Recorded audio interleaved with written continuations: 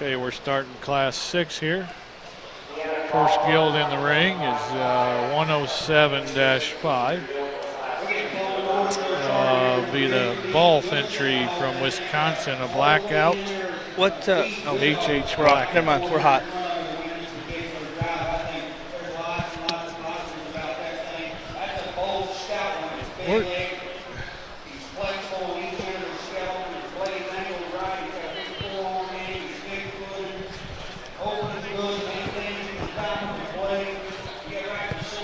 I think the way we're going here, Will, we might get to do the CPS next year. You can't sit down in the ring, Amy. We're not paying you to sit down. We're not paying you to sit down. You want to sit here? Class number 6, Berkshire Gilts we got out here. We're getting into some big mamas now.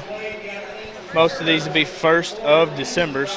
Yeah, looks like we got allegedly 12-1 to 12-9, depending on when you went out to the Farron House, the year now. Come on now, Bergie. What? I was insinuating nothing. December can be a very busy and hectic time of the year. You got the holiday season. It's right after Duncan. You don't really want to talk to nobody. Right. Trying to get over the sickness. You got that eggnog hangover from Christmas. You don't really get out to do chores till about the 2nd, 3rd of January. We're talking 1st of December. This is before Christmas. I mean, y'all may do multiple Christmases in Iowa. We do. But most of the world doesn't do that till the 25th of. You heard the 12 days of Christmas, right? Yeah, we're on the 1st. We got 25. We have the 12 months of We Christmas. 12 months of Christmas. If you live in Iowa, every day feels like Christmas. I bet it does. When it's 100 degrees and 200% humidity.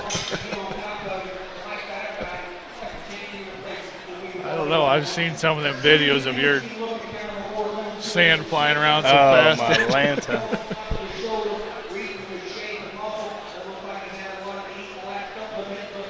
Getting into some of these bigger girls, getting a little more age, a little more flesh on them. Look like they're about ready to go home and go to work for somebody. 140-5, their center ring. Looks like a really good built sound one from Lake Holland. Another blackout. Oh, yeah, young man on the far side. Yep. A good balanced one there. Maybe not as. She gathers a pin in 4. It's almost like he was listening to you. I think he's wired into us. I mean,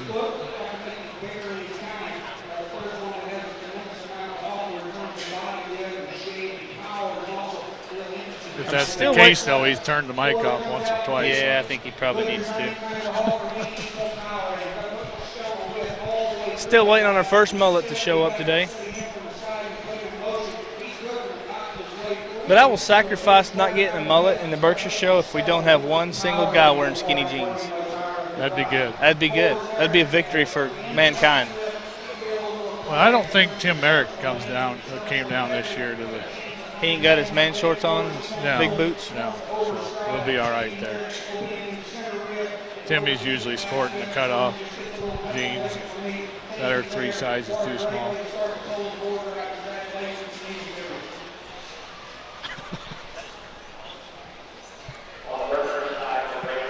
Looks like Mr. Hogue, our ring help, is not paying attention again. You know, it's actually pretty hard to find good ring help. I know.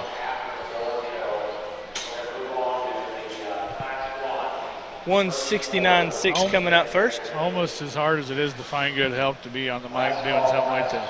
Yes. Yes. Yes. Yes. That's a Monopoly Wanted coming out first, that 169.5. 220-6, Mr. Burling. Or whatever it takes, Venom. Boy, this is going to be a really interesting champion drive we got working up here. There's yes. The top end of these Gilts is way good. 2065, Coy and Lindsay Walker, or whatever it takes.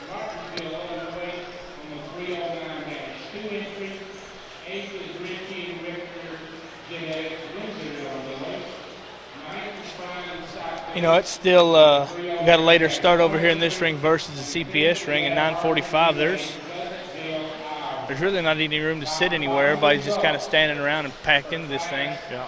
The excitement of this thing is phenomenal.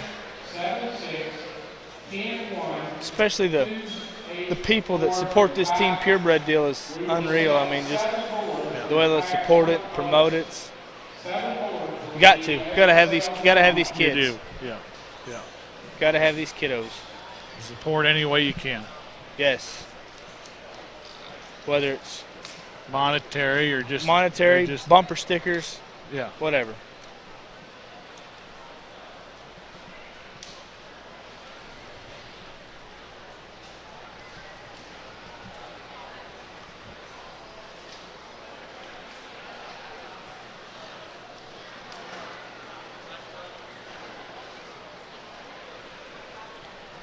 Well, if you've already got a shirt that you like, I mean, why would you just put a bumper sticker on the back? Yeah, it's great. I mean, you don't have to buy like nothing. You don't have to spend no extra money. Next week when you go to Louisville, slap it on your back. When you go to Louisville next week, you just take that off, put your NJSA on, and you're ready to go.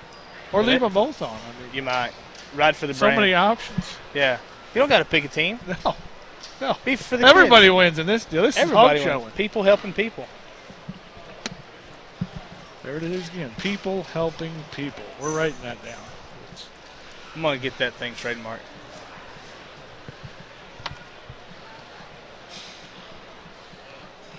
Is that a helping or helping? Just helping. Just helping. Helping people. Helping. Just an end. People helping people. There you go.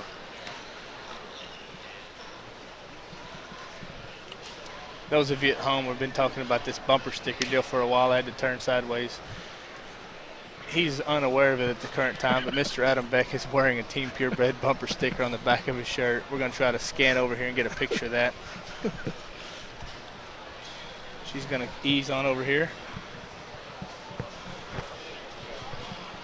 Mr. Beck's proudly promoting and help supporting. He's always been Team a really Purebred. good supporter. Yep. Crossroads of Genetics youth. is a big Team Purebred supporter. Smile for the camera. You're on the camera. He gets embarrassed easy too. We appreciate your support of Team Purebred. Well, he don't do it for the publicity. He just wants to help the kids.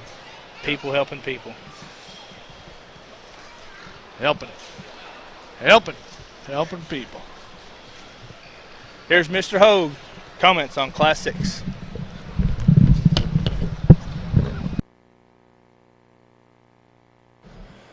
Tremendous.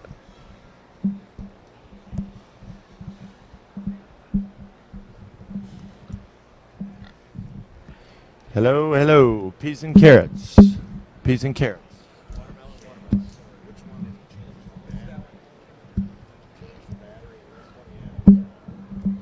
Barnes, put Barnes in charge. I have this on record that even though it was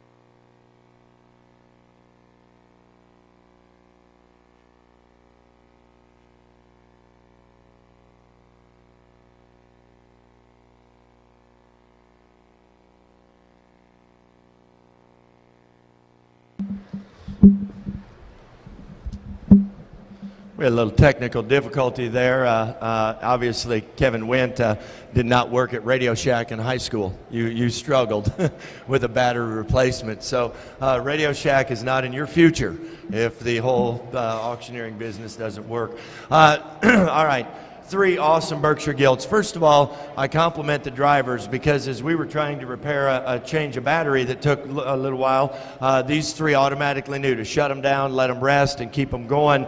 And what I love is if we had three adult showmen out here, we'd have just kept driving the wheels off them. And our young people are terribly talented, and that is probably the biggest thing that I have learned the last 3 days. There's a lot of talent in this barn, a lot of quality pigs, and a lot of quality kids. I think these three are really, really good sows, and I think it's all a matter of what you do and put the pieces of the puzzle together when you get home. It's one thing to buy a good gilt, but then you got to have the fortune, the luck, and the vision to go ahead and properly mate them. And I think each one of these three offer tremendous value to the next generation. To me, the gilt out here that I would prefer the most, that can handle the widest cross section of Berkshire boars out here, is the young lady in the red shirt down here to start with this particular gilt. I love this gilt's design. I love her build. I think she's right in the middle of the road in terms of frame size and extension. I think her comfort level, her feet, her angles, her joints, her underlying quality, everything fits together, and I really, really like that. We struggle, and I guess I'm a little picky in terms of that ham loin wrinkle. We're breeding some spots, and some Berks are trying to, and boy, it doesn't take long. We got to watch that. I'd like to fix that on that gilt, but the other gilt in second does the same thing. The 140-5 gilt is second for me today. This gilt's incredible in terms of the front 2/3 of her body.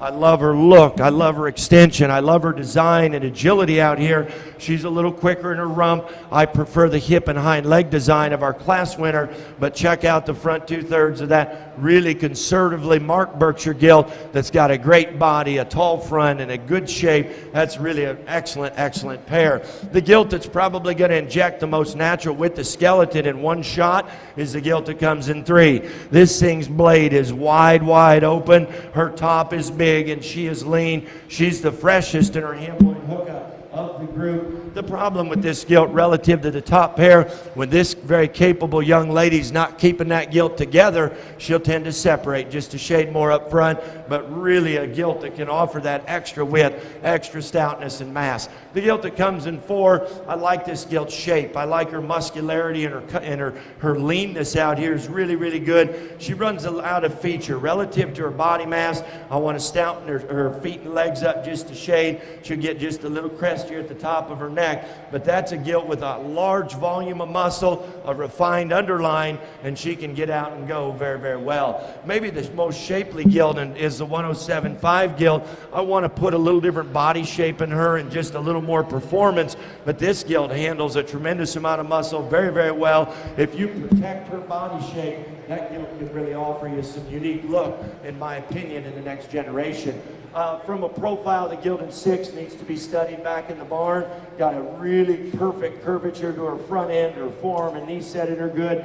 Love this gilt's head and ear set. Once you get in behind her, she'll close up just a little bit at her pin set.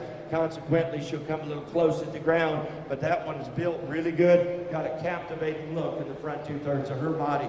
Little girl coming out in the corner here, extra wide and stout. The hind leg designed just a little different. This gilt's more like the gilts that precede. Gilts at 8 and 9, tremendous extension, tremendous growth. These are big, long-bodied, durably built, heavy bone kind of Berkshire females. A little different style within the divergent Berkshire population that we have today. Those are good, sound females to study in the barn. Our final gilt, extra wide and stout. One getting around the ring, maybe quite as comfortably good, but this gilt offers performance, offers with the skeleton, tremendously deep set Berkshire females once again. Thanks. Here are the results of Class 6 in our Berkshire show. Your class winner was Coy and Lindsay Walker of Frankfort, Indiana, 206.5. Second, Blake Holland, Denton, Texas, 140-5. Third in the class was entry number 169.5, Peyton and Swear. Owen Becker, Whitney, Texas. Fourth in the class, Cody Burling, Martinsville, Indiana, 220-6. Fifth in the class was Ainsley and Brant Balfans of Waterford, Wisconsin, 107-5. From the top down, your placings: 5, 6, 7, 2, 3, 10, 9, 8, 1, 4 on the